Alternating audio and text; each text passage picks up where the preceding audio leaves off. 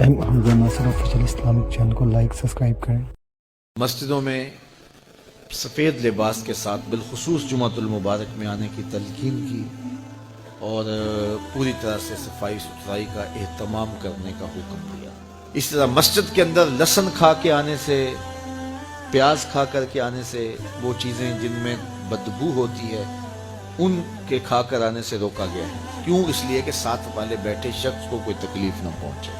جب وہ مسجد میں سرسوں کے تیل کے دیے ہوتے تھے کسی زمانے میں، آپ نے دیکھے ہوں گے، یہ مٹی کا تیل چونکہ بدبودار ہوتا ہے مسجدوں میں نہیں جلایا جاتا تھا، سرسوں کے تیل کے دیے ہوتے تھے، تو اس کو لوگ مسجد میں جلا لیا کرتے، لیکن اعلیٰ حضرت جب اس کو مسجد میں روشن کرتے تو پہلے مسجد سے باہر لے جاتے، پھر اس کو آگ لگاتے، پھر واپس مسجد میں لے کے آتے۔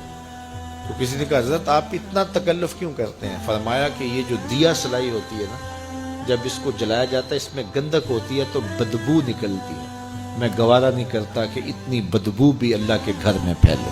تو یہ ہمارا دین ہمیں سکھاتا ہے۔ آپ گھر بناتے ہیں، اللہ آپ کو اچھا، پاکیزہ، ستھرا، کشادہ، خوبصورت گھر دے، جس کا نہیں اللہ انہیں بھی عطا کرے، لیکن اس کے لیے جب آپ باقی ضروریات کے لیے چیزیں رکھتے ہیں کہ یہ فلاں ضرورت کے لیے ہے، یہ جگہ فلاں ضرورت کے لیے، تو اس پہ نماز کے لیے جگہ ضرور رکھیں۔ اس سے کیا ہوگا؟ بچوں کے نفسیات میں یہ بات شامل ہوگی کہ یہ وضو کے لیے جگہ ہے، یہ نماز کے لیے جگہ ہے، اور اس کے اثرات ان کے نفسیات کے اوپر مرتب ہوں گے۔ تو عموماً ہم ہر چیز بنا لیتے ہیں، لیکن یہ جو ضروری چیز ہے دن میں 5 مرتبہ جس کا معاملہ ہے، اگر مرد مسجد میں جاتے ہیں تو خواتین تو گھر میں ہوتی ہیں، چھوٹے بچے تو ہوتے ہیں، تو یہ اہتمام ہونا چاہیے کہ یہ اسپیشل وضو کی جگہ ہے، یہ نماز کی جگہ ہے۔ اس کو کہتے ہیں مسجد البیت، گھر کی مسجد۔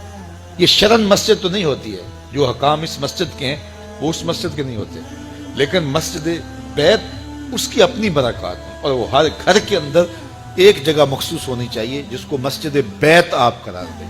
وہ تبدیل بھی ہو سکتی ہے، بعد میں آپ تعمیر ثانی کرتے ہیں تو وہ جگہ بدلی بھی جا سکتی ہے۔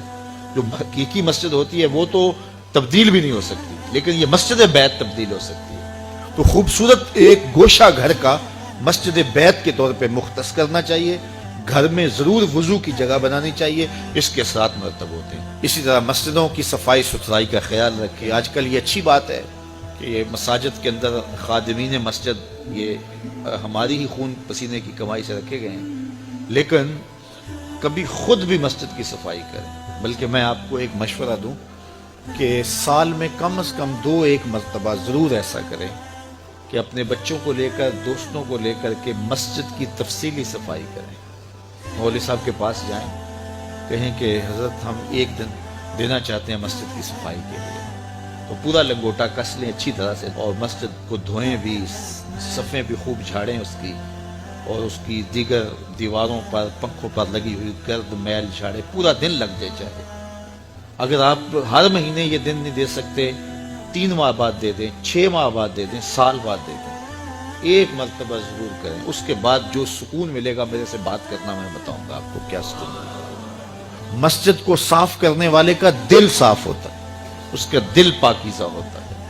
جب وہ مسجد کو دھو رہا ہوتا ہے، اللہ اس کے دل کو دھو رہا ہوتا ہے۔ جب وہ مسجد سے کوئی گندگی والی چیز، کوئی میلی چیز یا کوئی تنکا یا کوئی کوڑا باہر نکالتا ہے، اللہ اس کے دل سے گناہوں کے کوڑے نکالتا ہے۔ تو یہ ضرور اہتمام کریں، اپنے محلے کی مسجد میں اپنے بچوں کو ساتھ لے کر کے جائیں، اپنے دوستوں کو ساتھ لے لیں، اپنے ملازموں کو ساتھ لے لیں، تو ساتھ لے کے آج مسجد ہم نے دھونی ہے، اور لنگوٹا کس کے مسجد کی صفائی کریں، دیکھنا پھر کیا سرور ملتا ہے۔ مسجد نبوی میں ایک خاتون تھی حبشیہ، وہ مسجد کی صفائی کیا کرتی تھی۔ ایک دن میرے حضور نے فرمایا کہ کتنے دن ہو گئے ہیں میں اس کو دیکھ نہیں رہا۔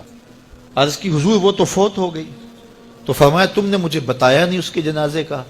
عرض کی حضور کار نبوت کی اہم ذمہ داریاں آپ کے کندھوں پہ ہیں، اور ہم نے سوچا کہ وہ ایک عام سی خاتون ہے، اور ہم نے آپ کو بتانا ضروری نہیں سمجھا، جنازہ پڑھا، تدفین کر دی۔ اللہ کے محبوب نے فرمایا تم نے اس کو عام سمجھا ہے جو اللہ کے گھر کی صفائی کرتی تھی؟ پھر حضور نے صحابہ کو فرمایا مجھے اس کی قبر پہ لے چلو۔ صحابہ کے ہمراہ اتنا مصروف وقت تھا اللہ کے محبوب کا، لیکن حضور نے وقت نکالا، قبرستان میں تشریف لے گئے، اور جا کے اس کی قبر پہ کھڑے ہو کے اللہ کے محبوب نے دعا مانگی۔ یہ کون سی خاتون ہے؟ یہ وہ خاتون ہے جو مسجد کی صفائی کیا کرتی تھی۔ یہ ساری چیزیں ہیں، یہ غور کرنے کی ہے۔ تو ہمارا اسلام، ہمارا دین ستھرائی کا دین ہے، پاکیزگی کا دین۔ حمزہ ناصر آفیشیل اسلامک چینل کو لائک سبسکرائب کریں۔